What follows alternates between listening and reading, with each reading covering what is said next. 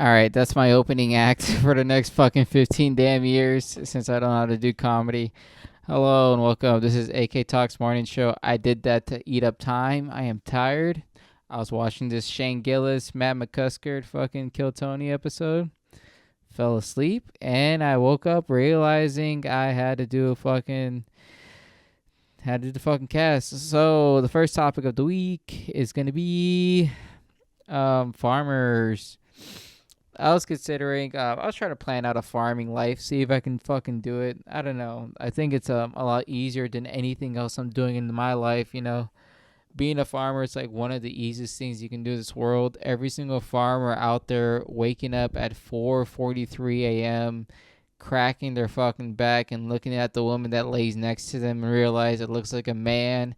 Every single day he's been living his life for the past 15 years, but he's still fine with it. Goes down, collects the eggs, milks the fucking cow, pasteurizes some milk, leads up some flour he has in the basement, and then makes a pancake with eggs, and he forgets to bake. I think that life is easier. I do. That's why I'm deciding to fucking move forward in that. There's a lot of big discussions going on, either be a cow farmer or a sheep farmer. I'm only doing this out of spite too, because my friend says the only thing I do is talk shit. So this is not anything hateful.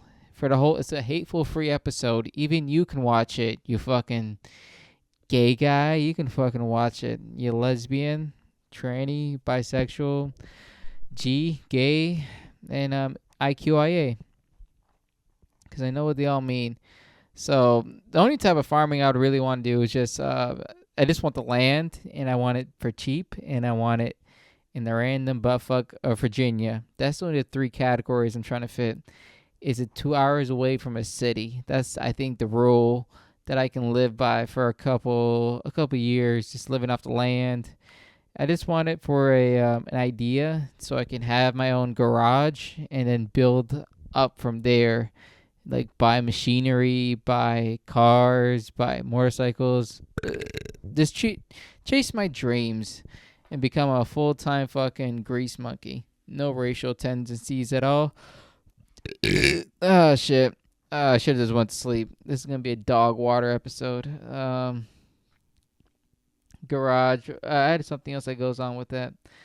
Yeah, I just wanted to get a piece of farmland. I'm looking at right now is $15,000. You put a $5,000 fucking down payment, and then you can owner finance it for $500 a month for the next 2 years. 48 months? Is that 2 years? That's 4 years. Yeah, it's 4 years for the next 4 years. $500 a month, and you can live off the land, do whatever you want off the land, do off the land. But I think it's just easier if you just save up, because the financing idea behind it is you're going to be paying $22,000 instead of the $15,000 is listed on cash. And that's just the beginning cost. That should be the cheapest thing you should do if you're going to buy land, because then you're going to build on the land, buy equipment if you want, design the land, home building, get it all the survey shit. And then now you're in the fucking hole. Now you're about 20 to 30K in the hole. And now you can't leave that land and you have to farm. And they get you. That's the whole circle. That's how you become a farmer forever. Where I'm just trying to get the land and then build a garage and then fucking live out the garage for a while. Just buy shit and then fix it up and sell shit. I think that's just a dream for a little while, because I work on trucks during the day, and as soon as I get home, I just learn about trucks online, and it's this never-ending cycle, and I hate it so fucking much. It's such a, I'm like in the devil's tits right now, and just sucking on the bosom of the naughty bosom, a naughty bee. So like I learned about pistons and rings and O-rings and seals. Um, washers. These are things like even as a mechanic, it's boring as fuck. But understanding the principle of it, it's like a washer. I don't know if I have a washer around me. Oh, nope, I don't see a washer here. Okay, so a washer is just a circular ring that goes in between that and the nut to increase surface area, and then gives it a nice. It's like putting a big bolt on a small hole. That's like the idea behind it. And the washer is a thin piece of metal, so it simulates a big bolt going into a small hole to give it more pressurized seal and rigidity and shit like that, an even amount of force throughout the piece of metal. And that's really interesting to me because I always wondered, why do you have to put washers on anything? But it kind of makes more sense because I've always thought, like, why don't you just put a bigger bolt? But the washer is a sublimation of the bigger bolt, kind of like a pyramid. It's stronger at the bottom, and the washer increases the length of this pyramid, so it's even stronger and sturdier, like a dike. You know what I mean? This is interesting to me. Also with the O-rings, in O-ring, the technology is by far the greatest. It's like these small little things in engineering and automotive, or whatever you want to call it. It is by far the most genius technology because it's been used for over 100 years. The same tech, not even like there's no design, nothing at all changes in the side of the design, and it still stays same from 100 years ago to like the 40s, 1840s. We're about to hit 200 years soon, like of the same technology. Nobody understands how important that is. An iPhone gets updated every single fucking year for new products and people get excited. The O-ring has been the same shit since like 1840s, 1850s. And it's like, dude, this is revolutionized. It's like in the beginning, it's been used for like smaller or larger wooden aspects, for like wooden devices or equipment, and then it moved on to like steel, iron, and then every single washer or O-ring was designed specifically by one person, and then the Industrial Revolution kicked it up, and then we standardized it for like a general use, and then we use it to go to space. We use it for supercars, use it for big fucking equipment that can change the fucking landscape of Earth within days. Like, it's every single every single part of this shit, like O-ring, washers, like pistons, rings, all these things fucking change society. And that's how I get excited. I'm pretty sure no one else is gonna. I don't really attract the big mechanical advantage people for the audience retention. All five of you guys don't really work on cars, so you're not gonna really understand how fucking insane it is to use technology for over 100 years. I might be fucking wrong, but at minimum 100 years. What else I got cooking up here on the ghetto notes? Go to work. Yeah, work, car, home, washers, rings. I watched this video about Northern Virginia as in real estate, a real estate investor, like their angle of it, and they listed the most expensive cities, expensive towns in Northern Virginia. Two of them surprised me. One of them was Alexandria. The other one was Tyson's. I knew that. Other places like Middleton or like Clifton. It was like some random spots in Virginia, and I was like, yeah, maybe one guy, but it's these estates that have been run over hundreds of years by the same family, and they're mostly like horse ranching farmers. Those guys, that's really big, and I didn't really fucking give a shit about it. But then they said, oh, the Derby. Some of these horses won the Derby. I was like, oh, so it's a gambling ring. They're trying to clean the money through these non-profits where they help the horses and shit like that, where it's not going to Israel and shit. So, or Palestine. I don't even know. I really don't know what's happening in the Middle East anymore, so I really want to pick a side. Horses is what they sell, though, and like manage. I don't know. The state is huge. 30 to 40 to, I don't even know how many acres there it is.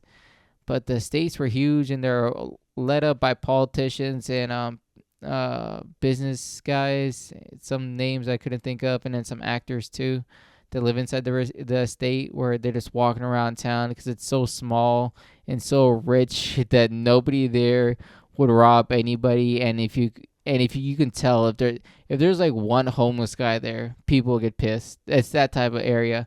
I want to go there just to see how it is, but to know that part of Northern Virginia outweighs Tyson's. Tyson's is known for like it's the next bubble they're calling it. The next tech market, next tech boom is going to be in Tyson's, and they're stretching over to like the data centers out in Chantilly and over by the mountains and shit like that. That's where all the data centers are going to be kept because the higher elevation uh, transmit more signal to all across the East Coast, and it's not going to destroy the environment and shit in the Appalachian Mountains that's been here longer than most fucking rainforests all across the world is not going to get affected at all. They're just going to do that shit, and we all just fucking signed off on it because, I don't know, tax breaks or some shit that we're going to get for allowing this business to be built inside the mountains of beautiful Appalachia. You know what I mean? It's something everyone considers in Virginia. Every single Northern Virginia residents. Another big part of Virginia is Vienna. That was another big part. Oh, Old Town Alexandria is known for like having streets and roads that have been maintained since like slavery '01, like it's 1818 type shit. And they're like, oh yeah, this is real revolutionary to keep it like this and not make paved roads. Let it be bricks and let anyone who drives over it fucking scared that they're gonna pop a tire. Let that happen because I needed that shit to happen to me. I want to know what it felt like to drive on a road in 1814, living in 2025. That's fucking off the fucking bucket list right there. Really wanted to feel like a fucking horse and buggy in the modern day world where houses on that street cost millions and millions of dollars, which is always surprising because you don't even have a garage. And I'm like, you're paying $3.4 million to what? See the water? Really? Get a garage at least. Have a driveway. Where can you mow a lawn? Come on, these are important things to establish instead of your fucking shitty tiny home or townhouse. I don't know what it is technically anymore over there. But then Vienna is the pride and joy of Northern Virginia. It's where all the fucking richest people you can think of go. Like it's $20 million houses, and that's like the suburban neighborhood. That's a standard. And then there's the really big estates where they could see a waterfall in their backyard, or like they would have to call a search party if somebody stayed in the house for too long. Like it's that big of an estate. And it's always old money. That's what they call Virginia. A lot of old money people that live inside the Northern Virginia area. They left D.C. because they're like, oh, they're going to take my fucking daughter and sell her to Afghanis or some shit. So we're going to move to Virginia where it's peaceful. And it is. And also rich. What else we got cooking up here? I watched this movie. It's like a Minecraft movie. Not the real Minecraft movie where they do chicken jockey. That's the only thing I can reference. They put 1,000 players online. I think they're actors at this point because they keep on reusing the same characters and their names and how they act and shit. And they put 1,000 players online on a server, and then 500 on one side, 500 on the other side, and then they just have to survive off the land.